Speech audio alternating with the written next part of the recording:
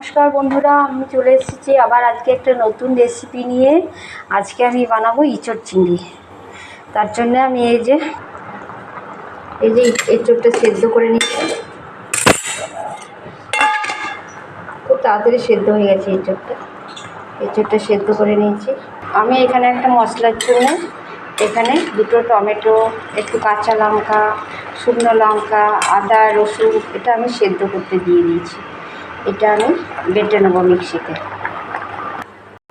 তার জন্য আমি একটা কড়াই বসিয়ে দিয়েছি। কড়াইয়ে তেল দিয়ে দিলাম। সর্ষের তেলেই আমি বানাবো, যতটা প্রয়োজন আমার তেল দিয়ে দিলাম। তেলটা আমার গরম হয়ে গেছে, এবারে আমি আলুটা ছেড়ে দেব।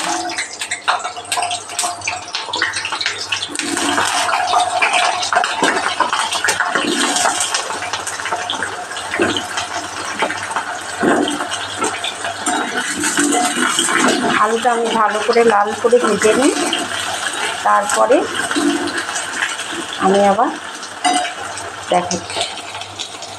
আমি কিছুটা চিংড়ি মাছ নিয়ে নিয়েছি। এখানে একটু হলুদ দিয়ে দিলাম, অল্প করে নুন দিয়ে দিলাম।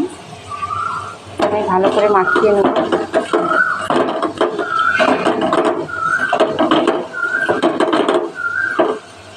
এবার আমার আলুগুলো হয়ে গেছে ভাজা। এই যে দেখো, আলুগুলো ভাজা হয়ে গেছে। এবার আমি এগুলো নামিয়ে নেব।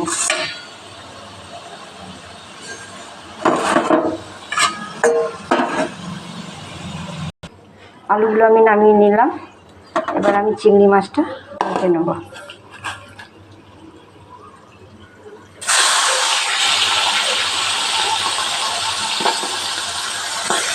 চিংড়ি মাছটা আমার ভাজা হোক।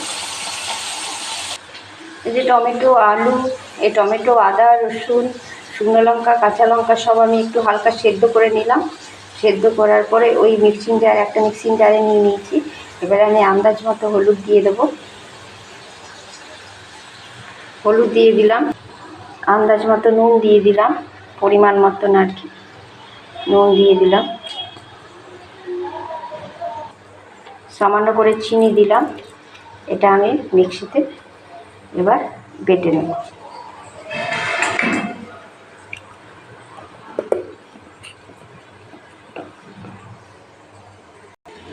এই যে এখানে আমার চিংড়ি মাছটা দিয়ে ভেজে নিলাম। চিংড়ি মাছটা ভাজা হয়ে গেছে, আমি একটা তুলে নিলাম।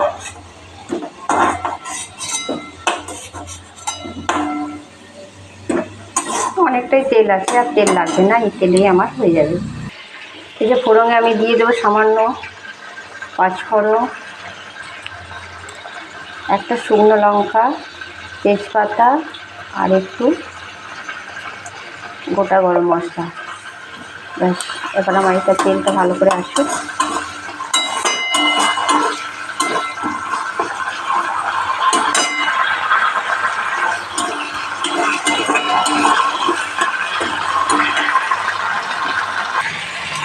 আর দুটো গোটা গরম মশলা লং দিয়ে দিলাম।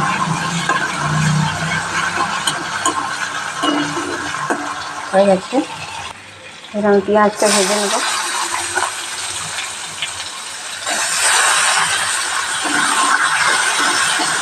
পেঁয়াজটা লাল করে ভেজে নেব।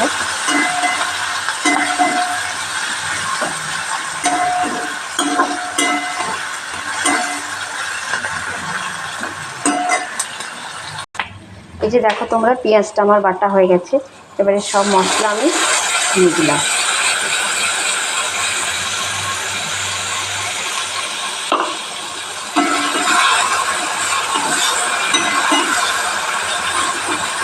এবারে এটা আমি ভালো করে কষিয়ে নেব। যতক্ষণ না আমার ধারে ধারে তেল বের হচ্ছে ততক্ষণ এটা আমি কষিয়ে নেব। এই যে দেখো তোমরা, আমার সুন্দরভাবে এটা কষানো হয়ে গেছে। এই এবারে আমি ইঁচড়টা দিয়ে দেবো।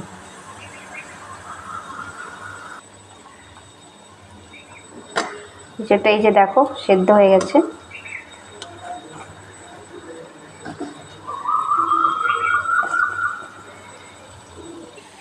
এই যে ইঁচড়টা দিয়ে দিলাম। এটা আমি সুন্দর করে এবারে কষিয়ে নেব।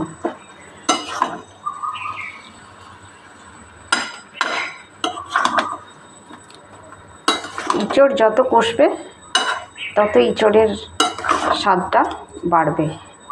এটাকে কথাতেই বলে না গাছ পাঠা।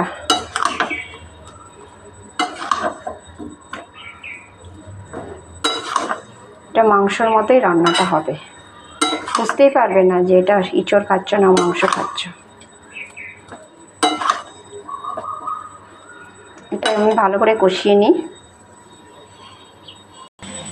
এই যে দেখো তোমরা, আমার ইঁচড়টা সেদ্ধ হয়ে গেছে, এই কষা হয়ে গেছে। এবার আমি আলুগুলো দিয়ে একটু নাড়চাড় করে জল ঢেলে দেব। আলুগুলো দিয়ে দিলাম, আলুগুলো দিয়ে ভালো করে একটু কষিয়ে নেব।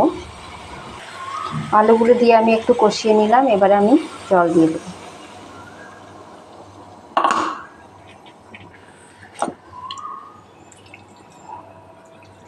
আর একটু জল দিয়ে দিলাম।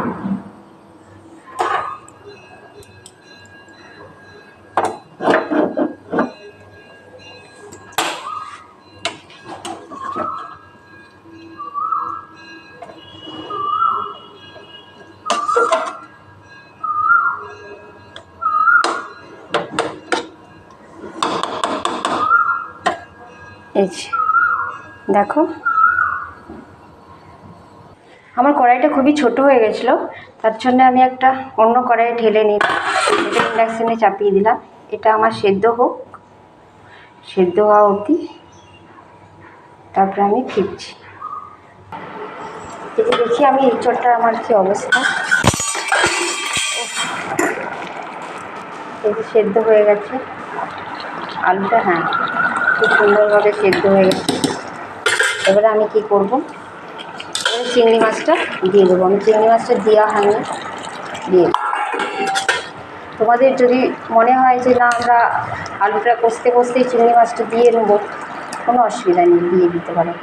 এটা একটু সেদ্ধ হয়ে যায়, তারপর এটা আমি নামিয়ে নেব।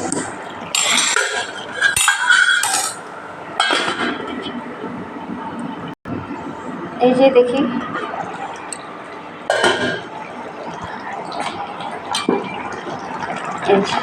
আমার খুব সুন্দর এটা হয়ে গেছে তরকারিটা। দেখো তোমরা,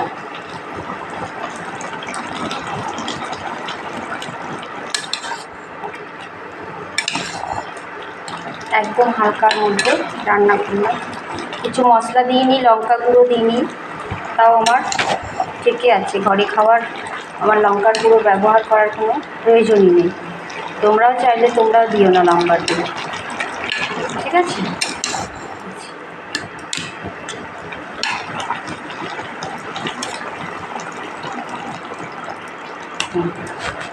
হয়ে গেছে।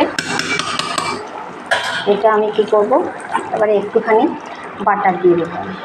অল্প একটু বাটার দিয়ে আমি এটা ঢাকা দিয়ে রেখে দেবো যতক্ষণ না আমার এটা পরিবেশন হচ্ছে। এটা আমার ঢাকায় থাকবে। গ্যাসটা বন্ধ করে দিলাম। বাই বন্ধুরা, ভালো থেকো।